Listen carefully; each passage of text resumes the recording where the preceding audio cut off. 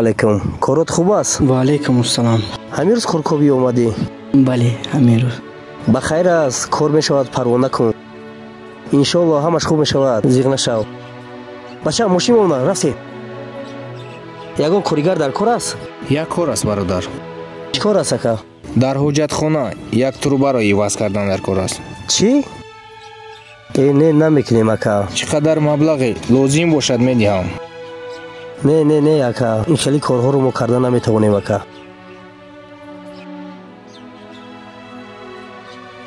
نه برادر یک کاری افلاس است میرویم اکا.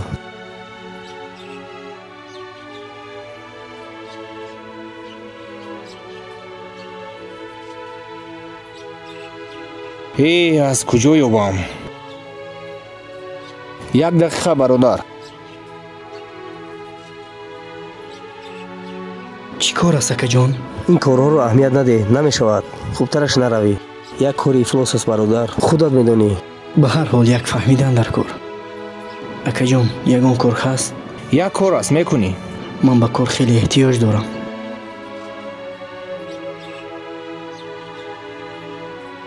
چی کاری باشد اکا جان میکنم؟ بیا شین صحبت کن. میلش.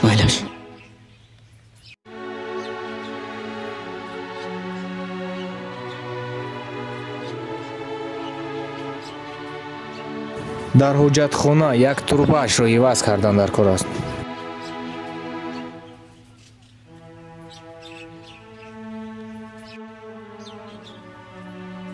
من میکنم. راضیم اکا. بله من راضیم اکا. بسیار بچه ها را گفتم راضی نشدم. تو به کدام خاطر راضی شدی؟ اکا جان من مجبورم. مرا پدرم بیمار است. باید او را جراحی کنیم. با مبلغ خیلی احتیاج دارم. یعنی تو به خاطر پدرت این کارو میکنی؟ پدرم به خاطر مرا به وای رساندن از این کارهای بدش را هم کرد. حالا او بیمار است. او را باید جراحی کنم برای که من به چیزی محتاج نشوم. پدرم همه کار را کرد. امروز نوبت ما است که پدر را نگاه بین کنیم. برای همین من راضی شدم اکا. اگر کار باشد میکنم. هر گونه کار باشد من راضیم. فقط هر چیز زودتر شود که من با جراحی آماده شوم. تو درست میگویی برادر. تو درست میگویی.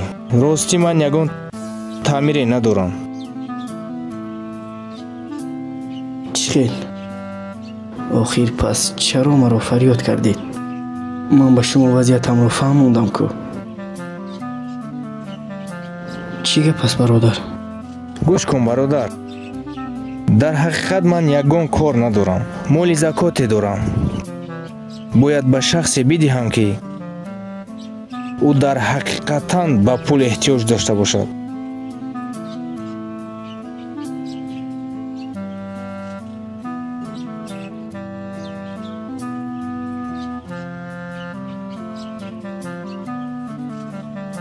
آن همین پول زکات من است. قبول کن برادر.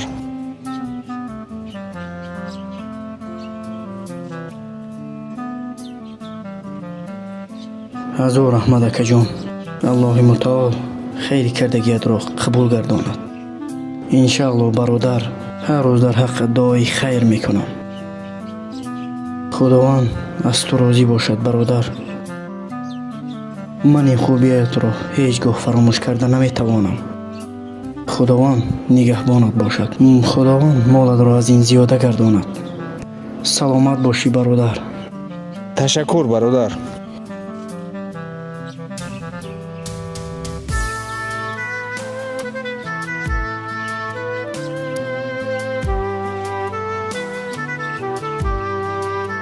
فکر میکنم که با آدمی محتاجی دادم. الله تو داناتری. خدایا اگر مال دهی همراهش سعادت بده. اگر قوت دهی همراهش عقل بده. اگر درد دهی همراهش ایمان بده. اگر نعمت دهی همراهش شکر بده، اگر زیبایی دهی همراهش عفت بده، اگر دشواری دهی همراهش صبر بده. سلام علیکم و رحمت الله. سلام علیکم برادران و خواهران گرامی قدر، در کانال ما ابونه شوید و ما را دستگیری کنید. یک لایک ماندن شما و پادپیسه کردن شما نه آنقدر وقتی شما را میگیرد، برای ما خیلی خرسندی زیادی می آورد و با ما پیشروی زیاد می شود و ما حرکت میکنیم که فیلم های نو به نو پیشنهادی شما کنیم. در پناه خدا. السلام علیکم و رحمت الله.